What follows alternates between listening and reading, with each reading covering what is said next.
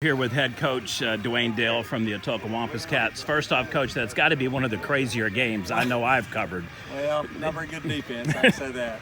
7-6 win at the end of the day is always a good thing. You guys will face. Yeah, we'll take it. We've had a tough week. You know, we were in Albuquerque last week, long road trip, and coming back to this, it's great to be up here. Cheyenne and I have been friends for a long time. We love this tournament and love this town. Great people.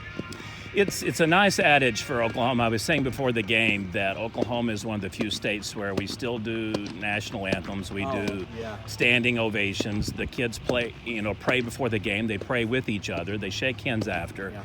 It's a nice camaraderie to have with people here. Oh, yeah. Walking back through the game, you guys go up 2-0. Looks like you've got it. You know, you've got the pitcher, Nathan, last night that threw a 3-hitter kind of on the ropes.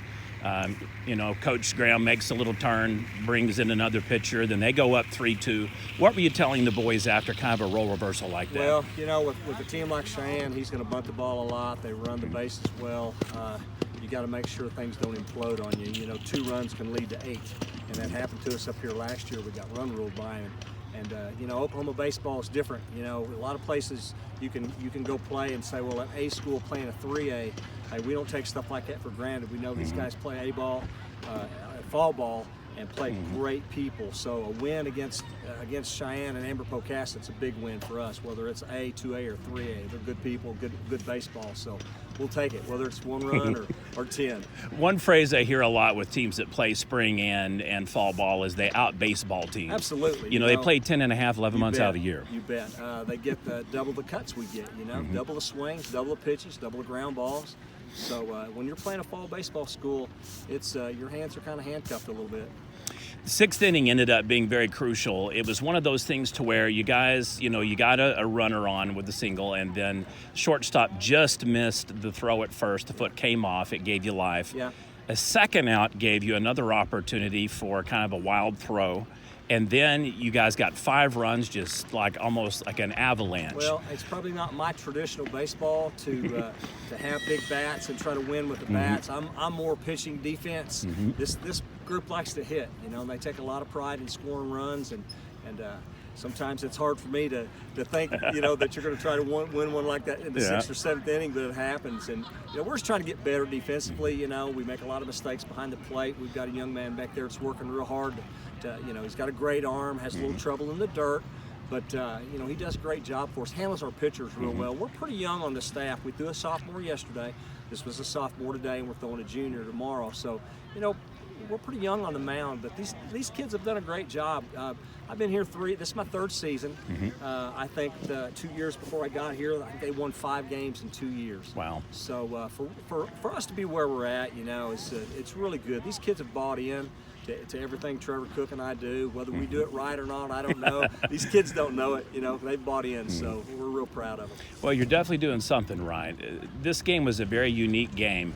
You guys scored 2 in the first, they scored 3 in the second, and then they go up.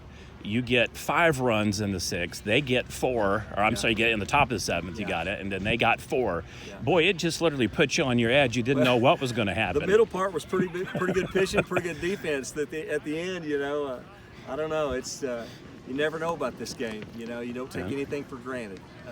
We had the one out, and actually we had a double play ball that my shortstop kind of got in the way of. Yep. That probably would have been a difference, and maybe cut down a run or 2 right there, but. You don't. That last out sometimes pretty tough to get. It was a unique thing. I covered the previous game, and Dale forced a tag out in the 6th against Fletcher that kind of saved them losing the lead, and then they win the game on a stolen base basically at home, and then right off the bat you guys have a close one at first. Yeah. So it was one of those games where you're just kind of wondering like, wow, is this going to be a pitcher's duel all game? And then you guys just turned it on, and so it became a hit barrage at the end.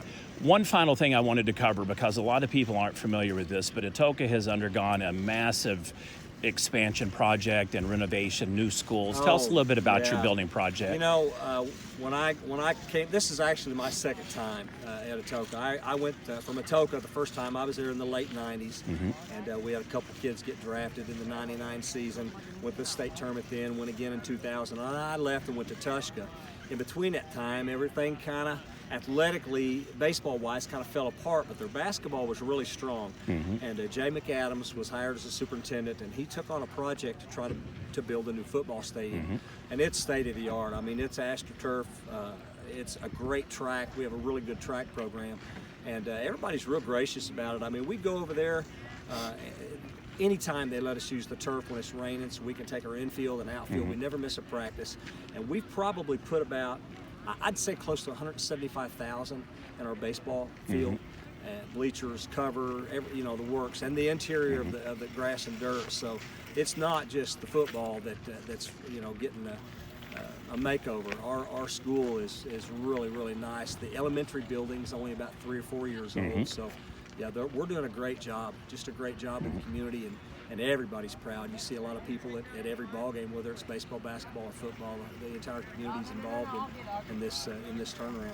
Well, I wanted to give you a plug for that because it's a beautiful facility. It kind of has that little straight line park where you've got your football, baseball, softball just side by side.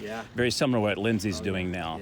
And I'd be remiss if I didn't point this out from our friend Dak Simon. You properly pronounce Tuska. Tuska, yes. It's Tushka, Tuska. Yeah. It's the one name that trips up every person in Oklahoma. Dax does a great job down there. That's where I was at. I was at Tushka when I retired, and the administration there are just great people, and Dax does a really good job of that program. They'll be up next week at our wood bat. I'll be definitely wanting to come out and cover you guys. Appreciate your time. You bet. Thank you, sir.